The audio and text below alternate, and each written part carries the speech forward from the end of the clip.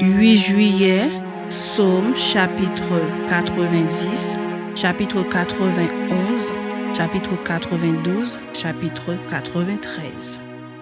Prière de Moïse, homme de Dieu. Seigneur, tu as été pour nous un refuge de génération en génération.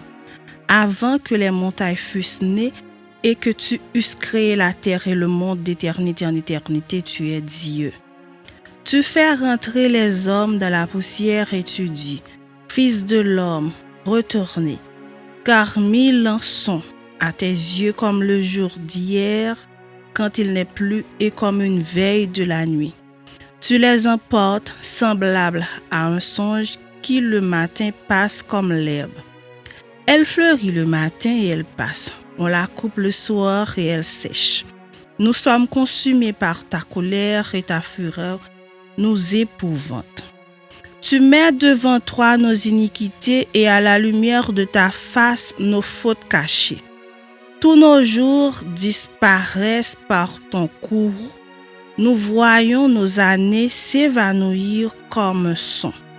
Les jours de nos années s'élèvent à 70 ans et pour les plus robustes à 80 ans. Et l'orgueil qu'ils en tirent n'est que peine et misère, car ils passent vite et nous nous envolons. Qui prend garde à la force de ta colère et à ton courroux selon la crainte qui t'est due? Enseigne-nous à bien compter nos jours afin que nous appliquions notre cœur à la sagesse. Reviens, Éternel, jusque à quand? Aie pitié de tes serviteurs. Rassasie-nous chaque matin de ta bonté et nous serons toute notre vie dans la joie et l'allégresse.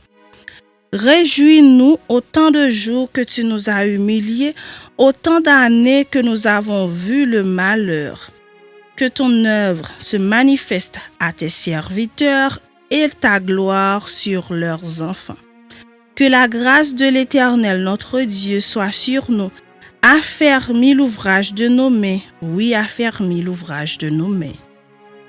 Celui qui demeure sous l'abri du Très-Haut repose à l'ombre du Tout-Puissant. Je dis à l'Éternel, mon refuge et ma forteresse, mon Dieu en qui je me confie.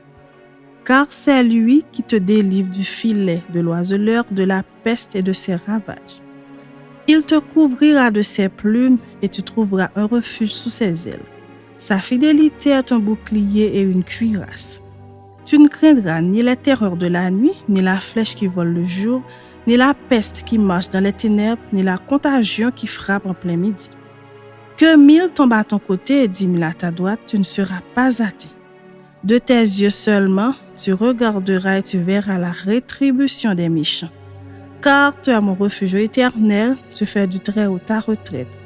Aucun malheur ne t'arrivera, aucun fléau n'approchera de ta tente. Car il ordonnera à ses anges de te garder dans toutes tes voies. Ils porteront sur les mains, de peur que ton pied ne heurte contre une pierre. Tu marcheras sur le lion et sur la spique, tu fouleras le lionceau et le dragon. Puisqu'il m'aime, je le délivrerai, je le protégerai puisqu'il connaît mon nom. Il m'invoquera et je lui répondrai. Je serai avec lui dans la détresse, je le délivrerai et je le glorifierai. Je le rassasierai de longs jours et je lui ferai voir mon salut. Chapitre 92. Psaume, cantique pour le jour du sabbat. Il est beau de louer l'Éternel et de célébrer ton nom au Très-Haut, d'annoncer le matin ta bonté et ta fidélité pendant les nuits, sur l'instrument à 10 cordes et sur le luth au son de la harpe. Tu me réjouis par tes œuvres éternelles et je chante avec allégresse l'ouvrage de tes mains. Que tes œuvres sont grandes, ô Éternel, que tes pensées sont profondes.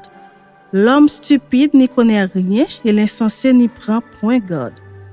Si les méchants croissent comme l'herbe, si tous ceux qui font le mal fleurissent, c'est pour être anéantis à jamais. Mais toi, tu es le Très-Haut à perpétuité, ô Éternel. Car voici tes ennemis, ô Éternel, car voici tes ennemis périssent. Tous ceux qui font le mal sont dispersés. Et tu me donnes la force du buffle. Je suis arrosé avec une huile fraîche. Mon œil se plaît à contempler mes ennemis et mon oreille à entendre mes méchants adversaires. Les justes croissent comme le palmier, ils s'élèvent comme le cèdre du Liban. Plantés dans la maison de l'Éternel, ils prospèrent dans les parvis de notre Dieu. Ils portent encore des fruits dans la vieillesse, ils sont pleins de sève et verdoyants pour faire connaître que l'Éternel est juste. Il est mon rocher et il n'y a point en lui d'iniquité. Chapitre 93. L'Éternel règne, il est revêtu de majesté. L'Éternel est revêtu, il est ceint de force. Aussi le monde est ferme, il ne chancelle pas. Ton trône est établi dès les temps anciens. Tu existes de toute éternité. Les fleuves élèvent au Éternel, les fleuves élèvent leur voix, les fleuves élèvent leurs ondes retentissantes.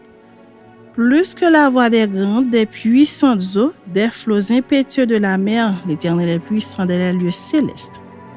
Tes témoignages sont entièrement véritables.